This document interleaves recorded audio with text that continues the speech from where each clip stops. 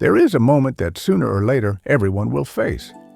A moment when everything you thought was stable begins to crack. Not loudly, not dramatically. Just a quiet feeling that you are no longer standing as firmly as before. It might be someone leaving, a dream that fails, or a version of yourself you no longer recognize. In that moment, the most painful thing is not the loss itself. It is the question no one teaches you how to answer. How do I continue living from here? People often say, be strong. But few explain what strength actually means, and even fewer show you how to be strong when you are already broken. This video is not meant to comfort you. It is not meant to make you feel better. It is meant to give you something else, a mental foundation deep enough so life cannot destroy you from the inside, not by avoiding pain, but by moving through it. We often believe pain is a mistake in life, that if we live well enough, correctly enough, try hard enough, life will treat us more gently. But the truth is the opposite. Pain is not an error. It is part of life's structure. Marcus Aurelius, a Roman emperor, did not write philosophy in peace. He wrote while leading wars, during plagues, while burying his children. He did not write to become a philosopher. He wrote to avoid collapsing. Stoicism was not born in libraries. It was born in loss, slavery, exile, and death. It does not promise you an easy life. It promises only this: you will not be destroyed from within. The first truth Stoicism forces you to face is simple. You do not control most of what happens to you. You do not control whether people stay. You do not control outcomes, even when you try your best. You do not control the past.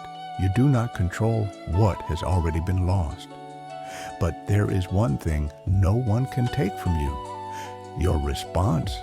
It sounds small, but it is the difference between a person who is crushed and a person who grows from ruins.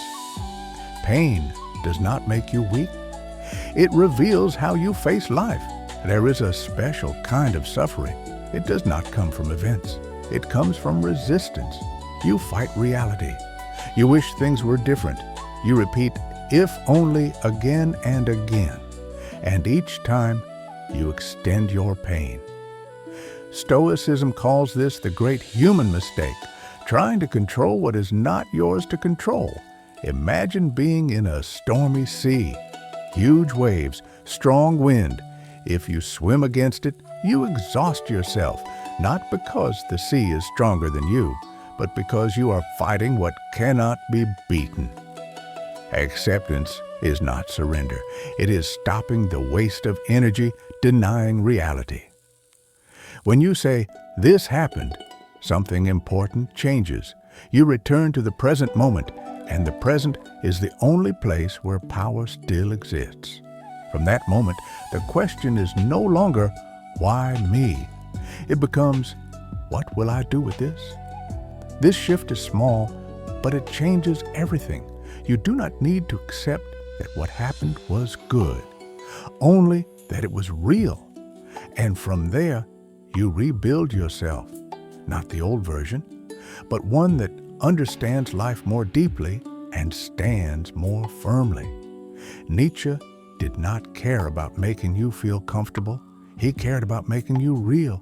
He believed most people live by borrowed values, from family, from society, from fear of rejection, and because of that, they never truly live their own lives.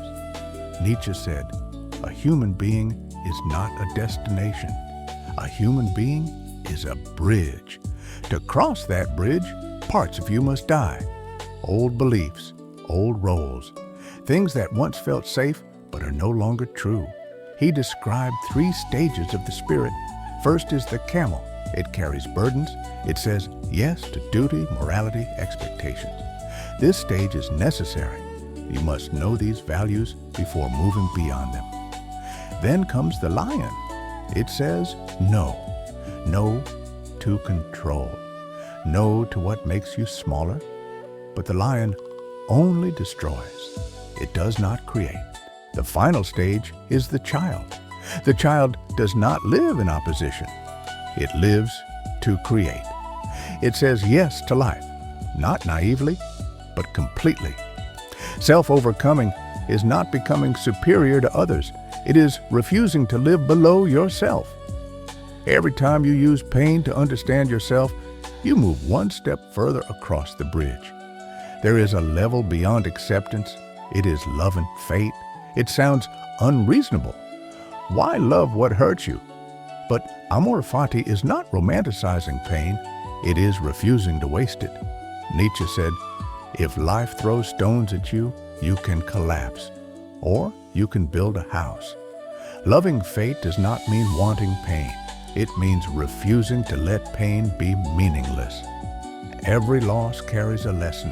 Every collapse creates depth. Every forced loneliness is a chance to meet yourself. You do not need to be grateful for cruelty. You only need the courage to say, this will not destroy me, I will use it. From that moment, you are no longer life's victim. You become its shaper. Stoicism has a simple, sharp reminder. You will die, not to frighten you, but to wake you up. Death shrinks false fears. It asks a question no one likes. Will this still matter if today were your last day? When you truly remember time is limited, you live differently. You try less to please. You fear mistakes less. You stop postponing your life.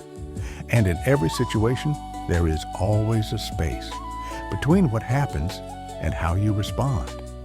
Viktor Frankl, a survivor of concentration camps, called this the last human freedom. No one can take it unless you give it away. You cannot choose your pain, but you can choose your character. And character is the only thing that stays with you until the end.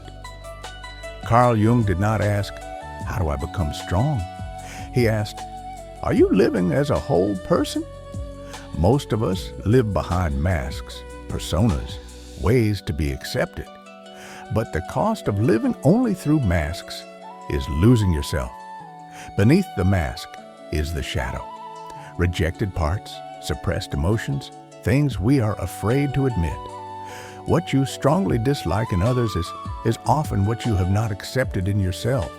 Jung did not say to remove darkness. He said to bring awareness to it. When you face yourself fully, the good, the weak, the chaotic, you do not become worse.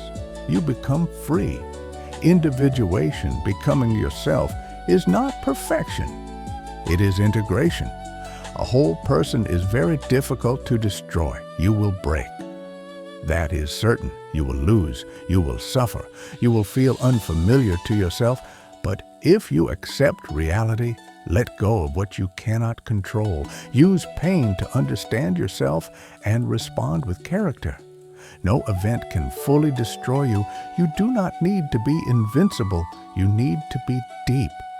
Because someone who truly knows themselves is no longer easily lost in the world. And that is real mental strength.